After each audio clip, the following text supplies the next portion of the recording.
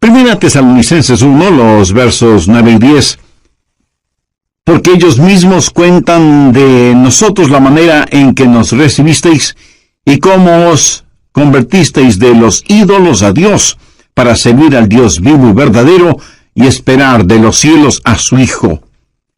Una de las más hermosas y significativas frases en la Biblia es lo que dice el verso 10, y esperar de los cielos a su Hijo, al cual resucitó de los muertos, a Jesús, quien nos libra de la ira venidera.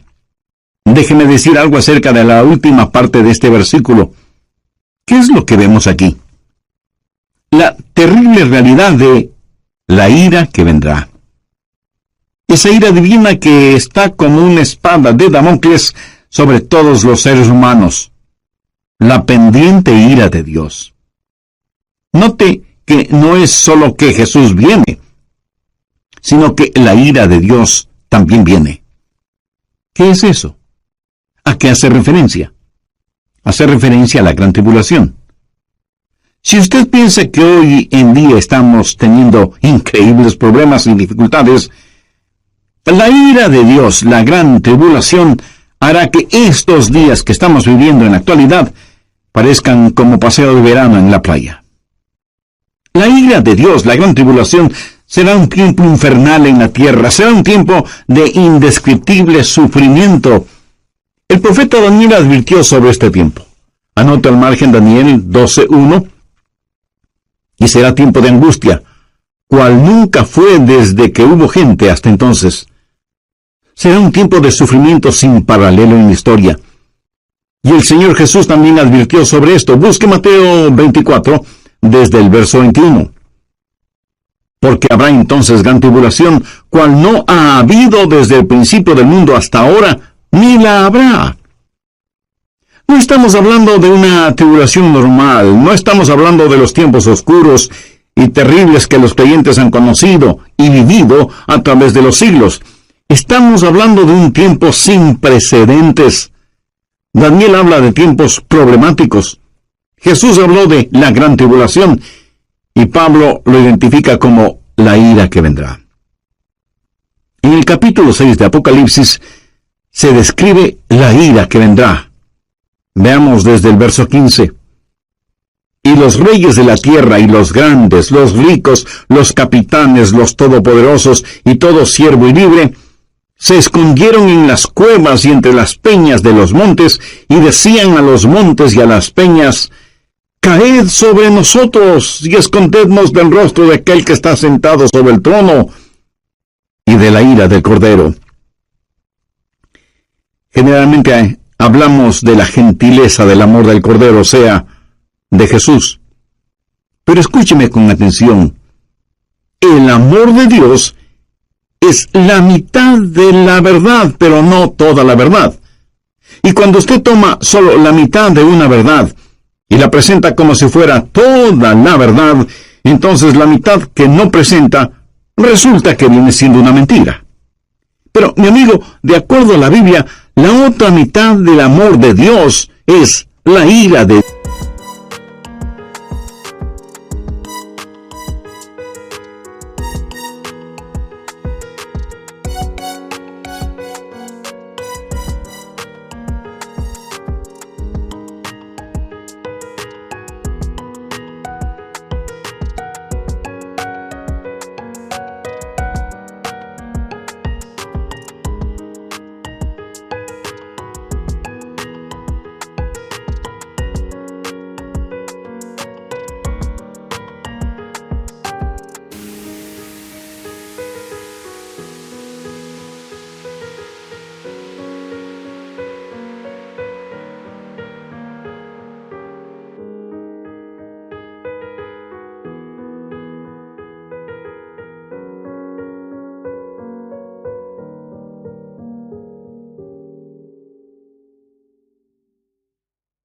Dios, la justicia de Dios. El gran día de la ira de Dios se acerca. ¿Y quién será capaz de enfrentarlo? Daniel, Jesús, Pablo y Juan hablan sobre ese evento. Ese día sin paralelo ni precedente en la historia humana va a llegar, y Pablo lo identifica como la ira que vendrá. Con todo lo que sucede a nuestro alrededor en nuestros días, bien se podría decir que las llamas del juicio de Dios están ya apareciendo en el horizonte. Apocalipsis 6, desde el verso 1. Vi cuando el Cordero abrió uno de los sellos, y oí a uno de los 4 seres vivientes decir, como con voz de trueno, ven y mira. Cuando usted escucha truenos, ¿qué es lo que espera? Pues una tempestad, ¿verdad? A Juan se le dijo que mirara. ¿Y qué es lo que él vio? Veamos en el verso 2. Y miré, y he aquí un caballo blanco. Vamos a ver 4 jinetes en sus caballos, cabalgando durante la gran tribulación. Algunos llaman a estos los 4 jinetes del Apocalipsis. Y todo esto no es más que una descripción de la frase que Pablo usó cuando dijo, la ira venidera. El primer caballo es el blanco, de dominio. Juan dice, y miré, y he aquí un caballo blanco, y el que lo montaba tenía un arco, y le fue dada una corona, y salió venciendo, y para vencer. ¿Quién es este que monta en un caballo blanco? Mi amigo no es otro que el anticristo. Es la simbología bíblica. Un caballo blanco significa dominio, conquista, triunfo, y durante ese tiempo, el Mesías del diablo, el anticristo, regirá en el mundo. Tiene un arco en su mano, lo cual es símbolo de poder. Tiene una corona en su cabeza, lo cual también significa dominio. Y si usted me pregunta, ¿el mundo en realidad será gobernado por el anticristo? Absolutamente cierto. Jesucristo fue muy claro al respecto. Busque Juan 5:43. Yo he venido en nombre de mi Padre, y no me recibís. Si otro viniere en su propio nombre, a ese recibiréis. Jesús dijo que no le recibimos a él, que es el verdadero Cristo, pero sí recibiremos al anticristo, que vendrá montado en un caballo blanco. De paso, quiero compartir con usted lo que leí en un periódico y que tiene que ver con un nuevo símbolo propuesto para las Naciones Unidas. ¿Sabe cuál es ese nuevo símbolo? Un caballo blanco. El artículo dice que el caballo blanco es símbolo de paz, y cito textualmente parte de lo que dice el periódico. La paloma, como símbolo de paz y fraternidad entre las naciones, enfrenta a un competidor, un caballo blanco. El diseño del caballo blanco fue donado con el propósito de unir pacíficamente los 5 continentes, simbolizado a través de la fortaleza del caballo que asegura libertad y unidad. En la cabeza del caballo habrá 5 cintas de diferentes colores que representan los 5 continentes: Europa, Asia, África, América y Australia. Así que se está impulsando un nuevo símbolo de paz, un caballo blanco, para que unifique al mundo. Y Daniel, haciendo referencia al anticristo, dice que por medio de la paz destruirá muchos. Segundo, el caballo rojo de la destrucción. Apocalipsis 6:4. Y salió otro caballo, bermejo, y al que lo montaba le fue dado poder de quitar de la tierra la paz, y que se matasen unos a otros, y se le dio una gran espada. El caballo rojo de la destrucción, rojo como el color de la sangre. Y cuando este inspirado anticristo cabalga para conquistar, en su diabólico cerebro no habrá más que esa idea, conquistar, y habrá guerra y terror y destrucción, y la sangre roja lo manchará absolutamente todo. ¿Alguna vez usted ha pensado en nuestro mundo presente, armado hasta los dientes, con toda clase de armas de destrucción? El Medio Oriente es un verdadero polvorín, y en realidad nadie sabe qué naciones tienen armas biológicas o capacidad nuclear o termonuclear. Un gran general norteamericano dijo: sabemos mucho más acerca de la guerra que de la paz.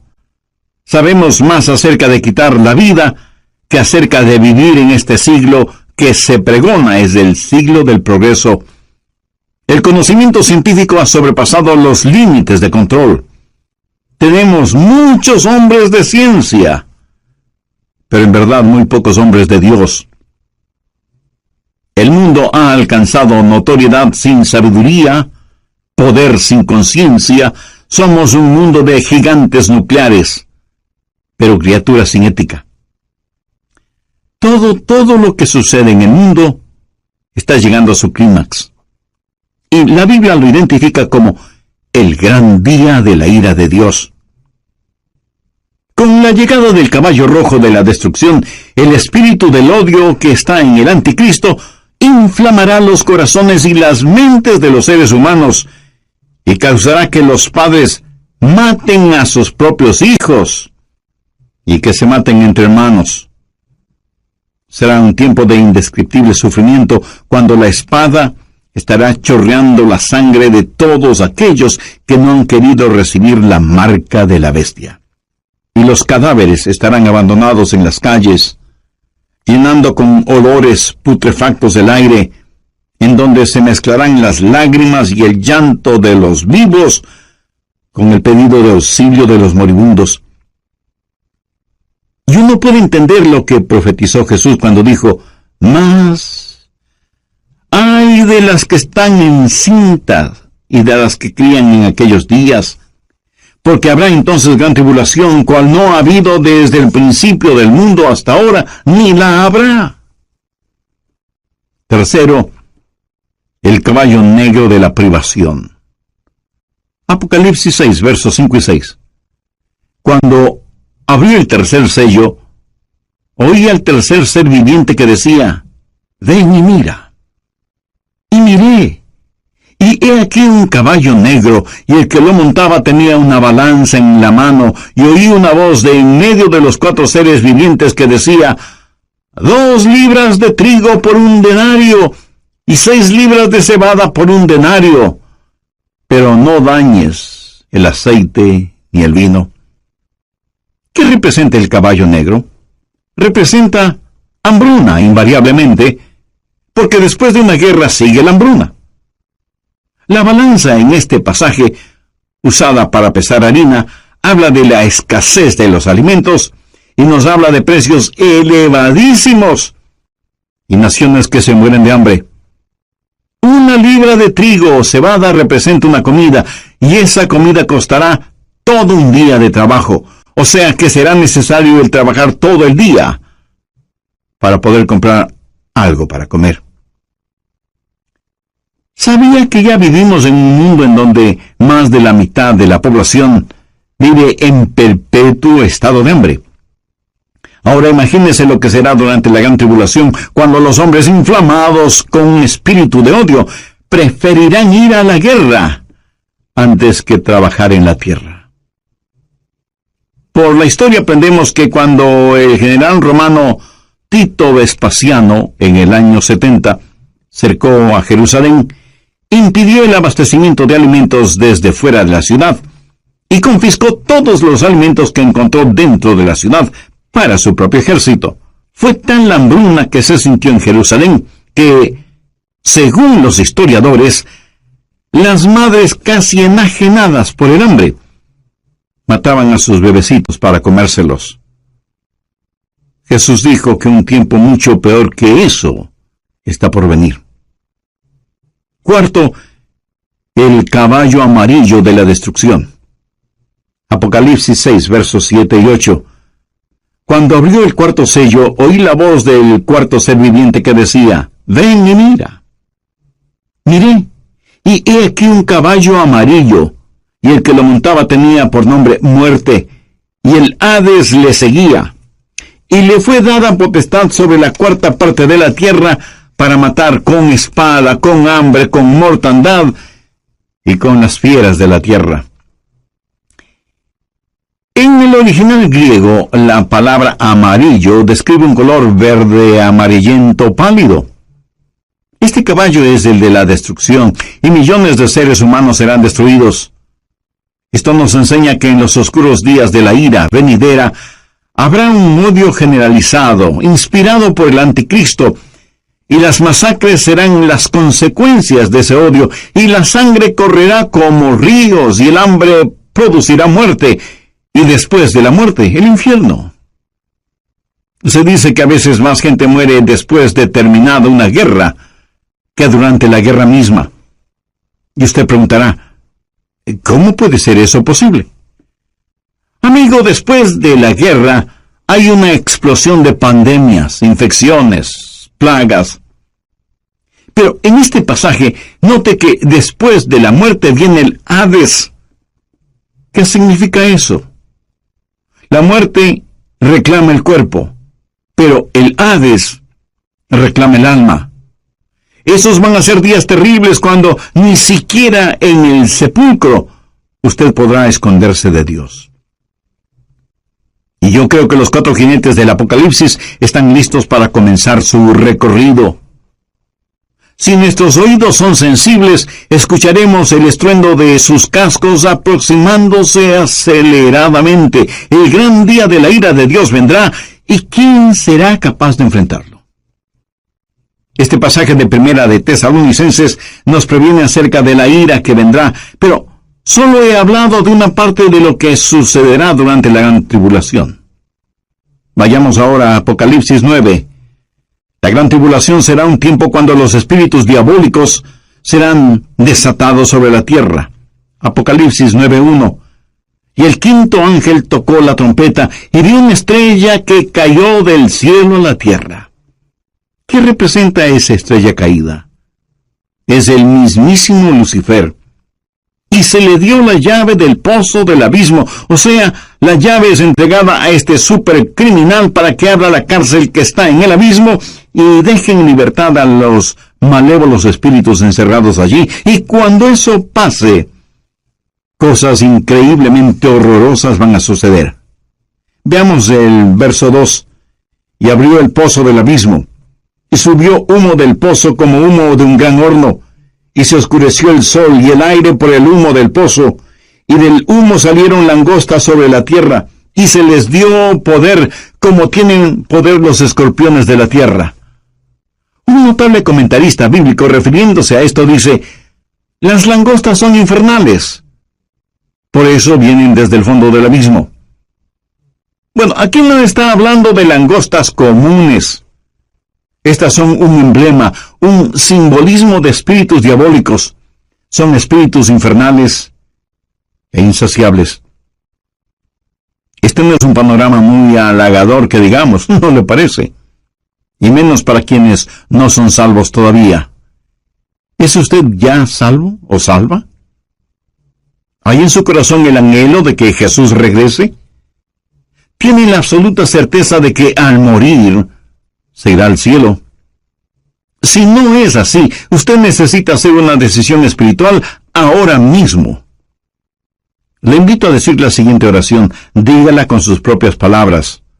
Las mías son solo una guía. Querido Dios, perdóname porque aún siendo religioso, he estado tan pendiente de las cosas materiales que no he puesto ninguna atención a las cosas espirituales. Soy pecador antes. En el oriente, enormes enjambres de langostas aparecen en cierta época del año y devoran todo cuanto encuentran a su paso, incluyendo la vegetación. Pero las langostas de este versículo son diferentes. No dañarían ni una sola hoja de la vegetación, pero sí dañarían a los hombres y serían insaciables. Pero no solo son insaciables, sino que también son intolerables. Veamos los versos 5 y 6. Y les fue dado no que los matasen, sino que los atormentasen 5 meses, y su tormento era como un tormento de escorpión cuando hiere al hombre. ¿Ha sido usted alguna vez picado o mordido por un escorpión? Bueno, yo sí. Y eso es algo que de ninguna manera es agradable en recordarlo. Pero estos tal vez billones de langostas bíblicas salidas del abismo infernal tendrán el poder de ocasionar intolerables y terribles dolores. ¿Cuán terrible es ese dolor? La respuesta está en el verso 6. Y en aquel día los hombres buscarán la muerte, pero no la hallarán, y ansiarán morir, pero la muerte huirá de ellos. Los hombres con ansiedad buscarán la muerte, porque la muerte será una bienvenida liberación al tormento ocasionado por estos espíritus diabólicos que estarán en total libertad sobre la tierra. No solo serán espíritus intolerables, sino que además serán espíritus irresistibles. Verso 7. Y el aspecto de las langostas era semejante a caballos preparados para la guerra. Como un ejército bien entrenado, avanzan, marchan, y nadie les puede detener, nadie puede estorbar el vertiginoso marchar de estas fuerzas diabólicas salidas del fondo del abismo de la maldad. Son irresistibles y al parecer invencibles. Apocalipsis 9:7. Y el aspecto de las langostas era semejante a caballos preparados para la guerra. En las cabezas tenían como coronas de oro. ¿Qué significa esto? Significa que a Satanás se le ha dado dominio y está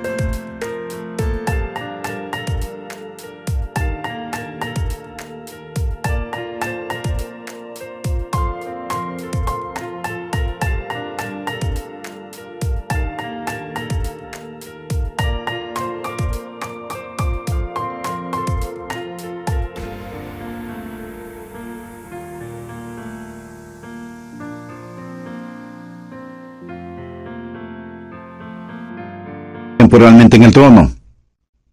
Es el milenio del diablo. El infierno está de fiesta. Son irresistibles, invencibles e inteligentes.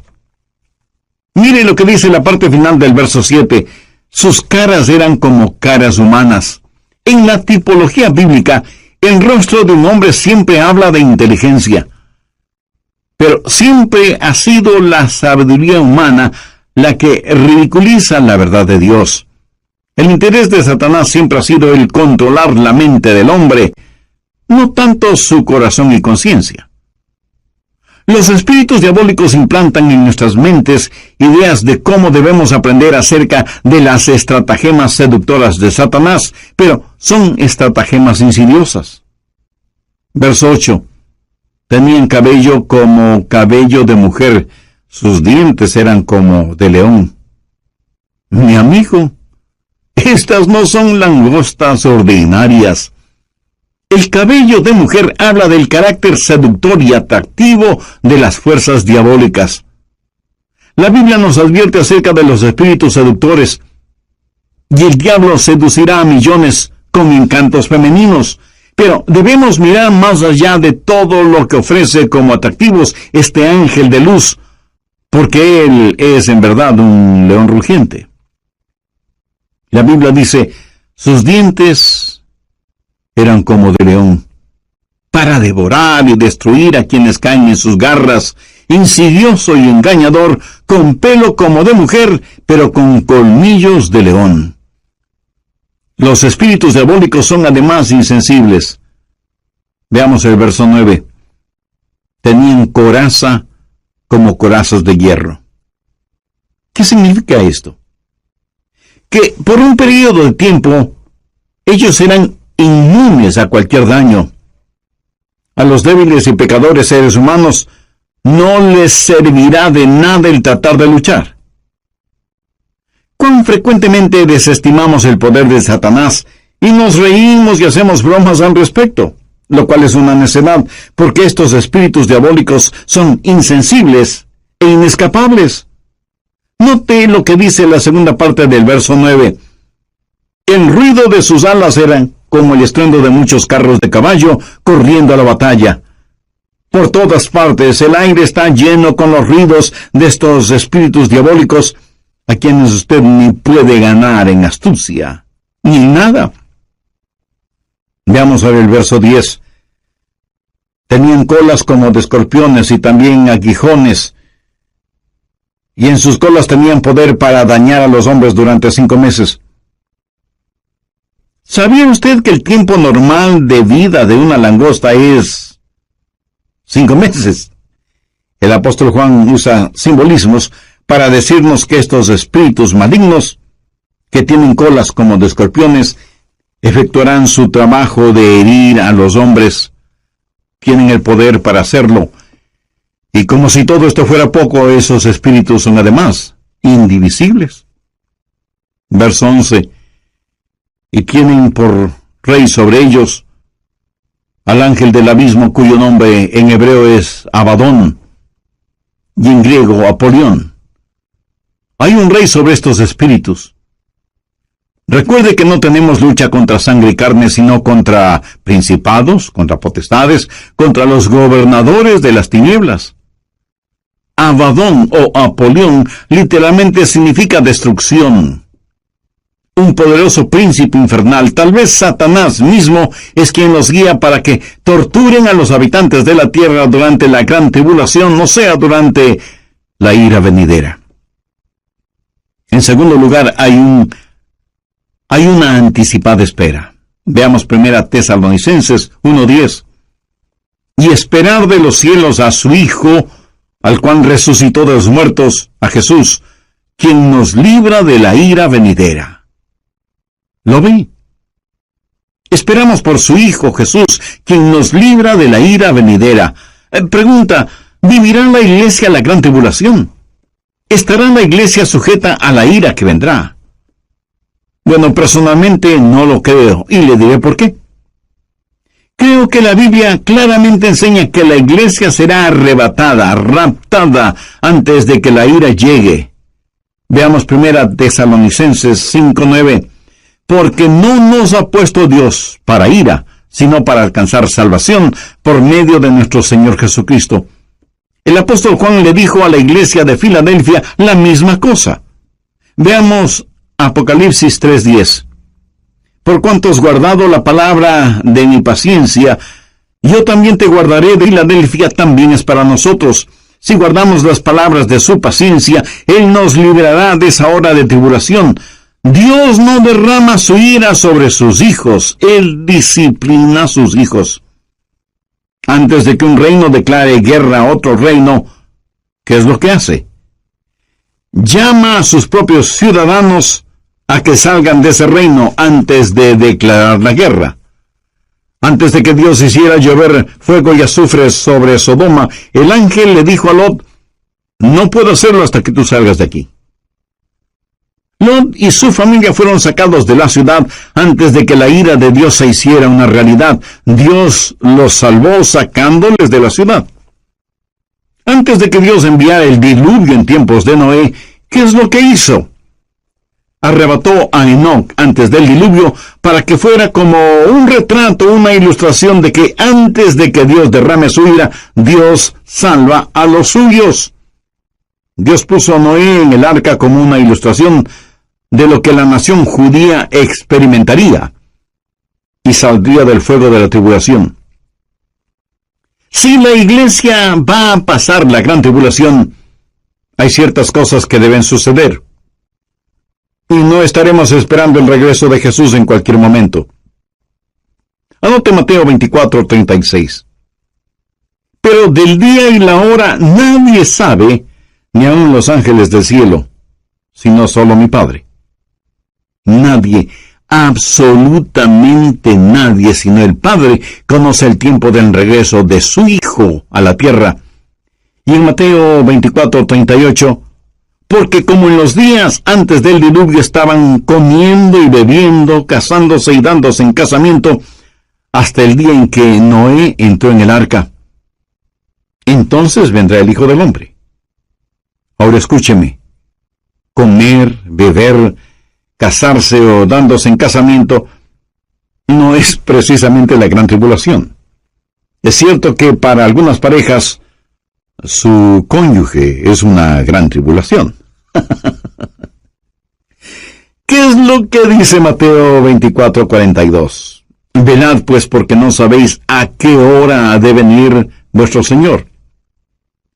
Y en el verso 44 leemos, por lo tanto, también vosotros estad preparados, porque el Hijo del Hombre vendrá a la hora que no pensáis. Si la iglesia va a pasar por la gran tribulación, puedo simplemente comenzar a marcar los días. La tribulación durará 7 años. La divido en 2 períodos de 3 años y medio y puedo comenzar a contar. Pero la Biblia dice que debemos esperar por Jesús, debemos esperar su regreso de los cielos. No debemos estar esperando la tribulación. Marcos 13, versos 32 y 33 dicen, pero de aquel día y de la hora nadie sabe, ni aun los ángeles que están en el cielo, ni el Hijo, sino el Padre. Mirad, velad, llorad, porque no sabéis cuándo será el tiempo. Una y otra vez el Señor nos dice que debemos estar listos. Él nos ha librado de la ira venidera. Si la iglesia va a pasar por la gran tribulación, entonces, en vez de estar mirando hacia arriba, debemos estar mirando alrededor, esperando no a Cristo, sino al anticristo. No habrá la esperanza bendita, y la muerte sería mucho mejor que pasar por la tribulación para llegar al reino. Sí, hay una ira pendiente, pero también hay una anticipada espera. Nosotros esperamos por Jesús. Hay también un servicio ejemplar. ¿Qué debemos hacer? Pues estar listos para el rapto. ¿Cómo los creyentes de la iglesia primitiva se preparaban para el rapto? Veamos 1 Tesalonicenses 1:9. Porque ellos mismos cuentan de nosotros la manera en que nos recibisteis y cómo os convertisteis de los ídolos a Dios para servir al Dios vivo y verdadero, y esperar de los cielos a su Hijo, al cual resucitó de los muertos, a Jesús, quien nos libra de la ira venidera. En primer lugar, si usted quiere estar listo para el rapto, necesita convertirse de sus ídolos a Dios. Y alguien dirá, nosotros no tenemos ídolos. Oh, sí que los tenemos. Ídolos viejos con nombres nuevos. En vez del dios Mamón, que representa avaricia, ahora es el dios ambición. En vez del dios Baco, que era el dios del desenfreno y la borrachera, ahora le llaman el dios de la hora feliz. En vez de un ídolo es cualquier persona o cosa que usted ame más que a Dios. Es cualquier cosa en la cual usted confía más que en Dios. Es cualquier cosa a la que sirve más que a Dios. O cualquier cosa a la que usted tema más que a Dios. Cualquier persona o cosa que le desvíe de Dios es un ídolo. En Mateo 6:33 leemos, mas buscad primeramente el reino de Dios y su justicia, y todas estas cosas os serán añadidas. Usted debe volverse de sus ídolos a Dios. Usted no puede tener a Cristo y al mundo al mismo tiempo. Tiene que arrepentirse. Esa es la primera cosa para estar listo o lista para el rapto. ¿Se ha vuelto usted hacia el Dios vivo y verdadero? ¿Se ha olvidado o dejado de sus viejos caminos? ¿Le ha entregado su corazón a Jesús, que es el Dios vivo y verdadero?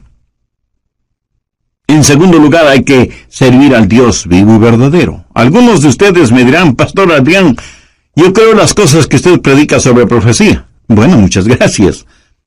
Ahora permítame decir, con toda la unción, función y emoción de mi alma, si usted cree en lo que estoy predicando hoy, usted debe empezar a servir a Jesús.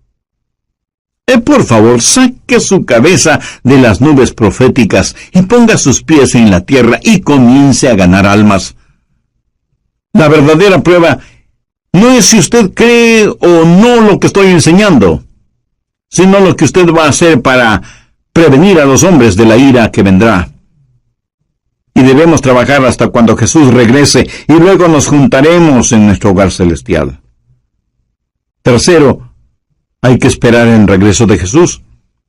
Esos creyentes esperaban por Jesús, no como un último recurso o como una escalera de incendios, sino que estaban diciendo: ven pronto, Señor Jesús. Estaban esperando su regreso, ansiaban su venida, vivían con esa expectativa, oraban por su venida, y muchos literalmente murieron diciendo: ven, Señor Jesús. Como ilustración le contaré que una joven mujer estaba en la estación del tren esperando a su novio, que venía para casarse, y ella estaba ahí, esperando con ansiedad el tren. El anciano jefe de la estación también estaba ahí, con sus horarios de llegadas y salidas de trenes. Él sabía que un tren estaba por llegar, pero no lo esperaba con la misma ansiedad con que esa novia esperaba la llegada del tren en donde venía su novio. Nosotros debemos tener el espíritu no del jefe de la estación, sino de esa novia. La Biblia dice: y esperar de los cielos a su Hijo, al cual resucitó de los muertos, a Jesús, quien nos libra de la ira venidera. Me pregunto cuántos de quienes me escuchan en este momento conocen en forma personal al Señor Jesucristo. Porque si usted aún no tiene una relación íntima con Él, este es el momento de hacer esa decisión. Recuerde que Jesucristo puede retornar en cualquier momento, y en la Biblia no encuentro ninguna esperanza para nadie que no tenga a Cristo en su corazón. Si usted rechaza ser salvo antes de la venida de Jesús, terminará creyendo las mentiras de Satanás, y tendrá que vivir los horrores de la tribulación, y después de eso, el infierno.